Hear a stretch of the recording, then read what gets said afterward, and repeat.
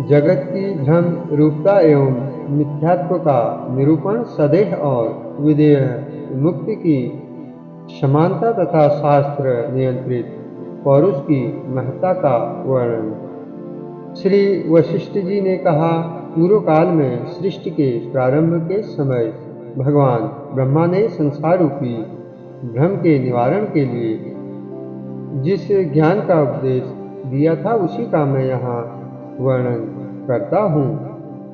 यह जगत संकल्प के निर्माण, मनोराज्य के विलास, इंद्रजाल द्वारा रचित पुष्पहार कथा, कहानी के अर्थ के प्रतिभास, वाक्रोग के कारण प्रतीत होने वाले भूकंप, बालक को डराने के लिए कल्पित पिशाच, निर्मल आकाश में कल्पित मोतियों के ढेर, नाव के चलने से तथा प्रतीत होने वाली वृक्षों की गति, स्वप्न में देखे गए नगर, अन्यत्र देखे गए फूलों के स्मरण से आकाश में कल्पित हुए पुष्प की भांति भ्रम द्वारा निर्मित हुआ है।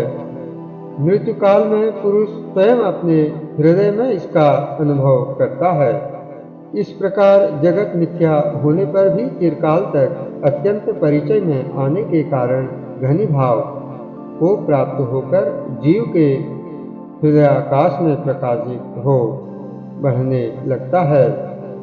यही यह लोक कहलाता है। जन्म से लेकर मृत्यु तक की चेष्टाओं तथा मरण आदि का अनुभव करने वाला जीव वहीं इहलोक की कल्पना करता है। जैसा कि ऊपर कहा गया है, फिर मरने के अनंतर वह वहीं परलोक की कल्पना करता है। वासना के भीतर अन्य अनेक शरीर और उनके भीतर भी दूसरे शरीर, ये इस संसार में केले के वृक्ष की त्वचा के समान एक के पीछे एक प्रतीत होते हैं। वस्तुतः इस संसार में कोई सार नहीं है, न तो पृथ्वी आदि पंच महाभूतों के समुदाय हैं और न जगत की सृष्टि का कोई क्रम ही है।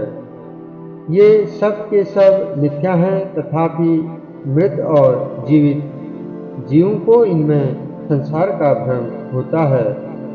यह अविद्या रूपिणी नदी ही है जिसका कहीं अंत नहीं है। यह विभिन्न धाराओं के रूप में फैलती हुई शोभा पाती है। मूढ़ पुरुषों के लिए यह इतनी विशाल है कि वे इसे पार नहीं कर सकते। सृष्टि रूपी चंचल तरंगों से ही यह तरंगवती जान पड़ती है। श्री राम परमार्थ सत्य रूपी विशाल महासागर में बारंबार वे पुरानी और नई सृष्टि रूप असंख्य तरंगें उठती और विलीन होती रहती हैं। इस समय ब्रह्म कल्प का अवयवभूत 72वां त्रेता युग चल रहा है। यह पहले भी अनेक बार हो चुका है और आगे भी होता रहेगा। यह वही पहले वाला त्रेता युग है और उससे विलक्षण भी। ये जितने लोग हैं वे भी पूर्ववत हुए हैं और उनकी अपेक्षा नवीन भी हैं। इसी प्रकार तुम श्री राम भी अनेक प्रकार त्रेता युग में अवतार ले चुके हो और भविष्य में भी लोगे। मैं भी कितनी ही बार वशिष्ठ रूप में उत्पन्न हो चुका हूँ और आगे भी होऊंगा। हमारे सभी रूप पूर्व के तुल्य होंगे और उनसे भिन्न भी। इस बात को मैं अच्छी तरह जानता हूँ। सभी प्राणी कभी धन, वैभव, बंधु बांधव, अवस्था, कर्म, विद्या, विज्ञान और चेष्टाओं में पूर्व कल्पों के समान होते हैं और कभी नहीं भी होते। जो अविद्या रूपी आवरण से रहित है, जिसका अंतःकरण एकाग्र हो चुका है, जिसके सभी संकल्प विकल्प शांत हो चुके हैं तथा जो स्वरूप भूत सार तत्व सच्चिदानंद घन मय हो गया है, वह विद्वान पुरुष परम शांति रूपी अमृत से तृप्त रहता है।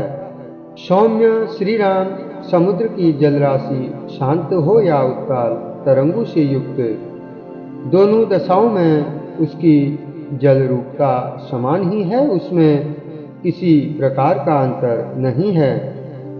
उसी तरह देह के रहते हुए और उसके न रहने पर भी मुक्त महात्मा मुनि की स्थिति एक सी ही होती है।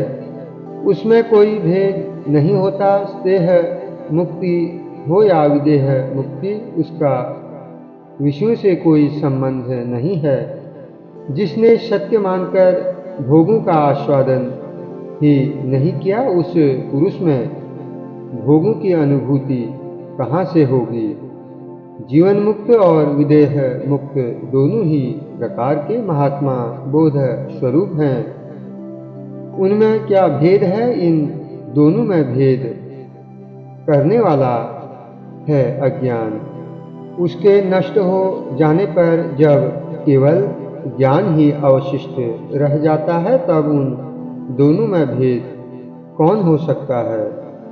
जैसे समुद्र की तरंगावस्था में जो जल है, वही उसकी प्रशांतावस्था में भी है।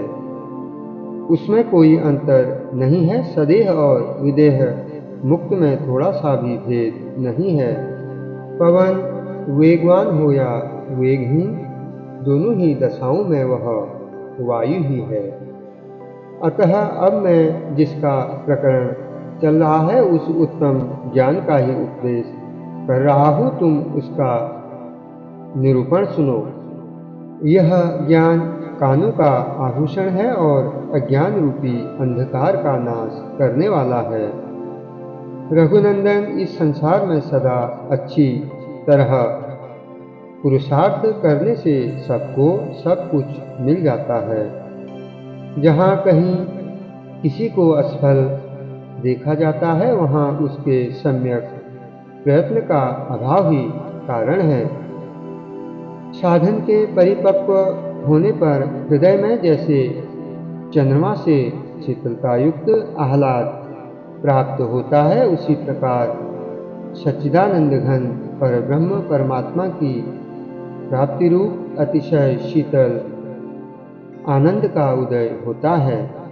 यह आत्यंतिक आनंद पुरुष के प्रयत्न से ही प्राप्त हो सकता है, अन्य हेतु से नहीं। इसलिए पुरुष को प्रयत्न पर ही निर्भर रहना चाहिए।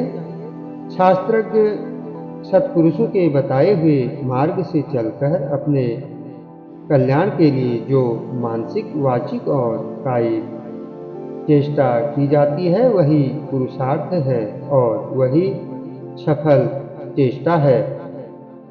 उससे भिन्न जो शास्त्र विपरीत मनमाना आचरण है, वह पागलों की सी चेष्टा है। जो मनुष्य जिस पदार्थ को पाना चाहता है, उसकी प्राप्ति के लिए यदि वह क्रमशः यत्न करता है और बीच में ही उससे मुँह नहीं मोड़ लेता, तो अवश्य उसे प्राप्त कर लेता है। कोई एक विशेष प्राणी ही पुरुषोचित प्रयत्न के द्वारा तीनों लोकों के ऐश्वर्य से युक्त होने के कारण परम सुंदर प्रतीत होने वाली इंद्र पदवी को प्राप्त हो गया है। निरंतर यत्न में लगे रहकर तो दृढ़ अभ्यास में तत्पर हुए बुद्धिमान और साहसी पुरुष मेरु पर्वत को भी निगल जाने की शक्ति प्राप्त कर लेते हैं। श्रुति स्मृति आदि शास्त्र से नियंत्रित पुरुषार्थ के संपादन में तत्पर जो पुरुष का पौरुष है, वही मनोवांछित फल की सिद्धि का कारण होता है। शास्त्रों के विपरीत किया हुआ प्रयत्न अनर्थ की ही प्राप्ति कराने वाला है। कोई पुरुष जब शास्त्रीय प्रयत्न को शिथिल कर देता है, तब स्वयं दरिद्रता, रोग और बंधन आदि अपनी दुर्दशा के कारण वह ऐसी अवस्था में पहुंच जाता है जहां उसके लिए पानी की एक बूंद भी बहुत दुर्लभ हो जाती है। परंतु किसी को शास्त्रानुसार आचरण के प्रभाव से ऐसी उत्तम अवस्था प्राप्त होती है जहाँ समुद्र, पर्वत, नगर और द्वीपों से व्याप्त विशाल भूमंडल का साम्राज्य भी अधिक नहीं समझा जाता। वह अनायास ही सुलभ हो जाता है।